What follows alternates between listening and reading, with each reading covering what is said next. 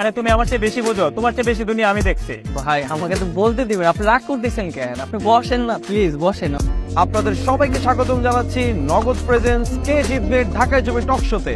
আমার সাথে আছেন সাইলেন্ট কিলার মাহমুদুল্লাহ রিয়াজ এবং অলরাউন্ডার মেহেদী হাসান মিরাজ। আচ্ছা মিরাজ, জমি পেতে কি করা লাগবে? খুবই সিম্পল, 1 2 3।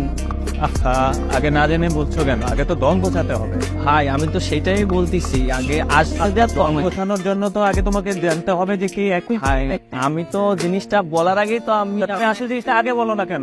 ভাই, আমার তো বলতে দিবেন।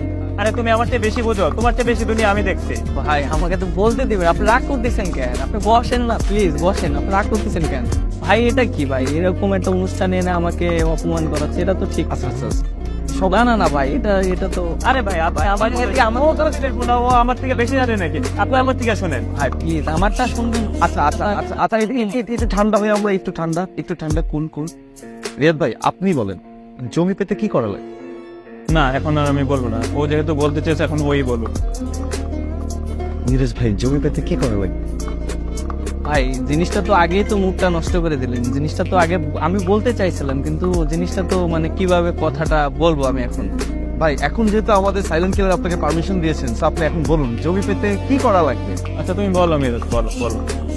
1 mobile recharge, 2 payment, 3 add money. কি বলেন রিয়াদ ভাই, জমি পাওয়া এতই শুরু? হ্যাঁ, একটা করলেই হবে, কিন্তু করতে হবে।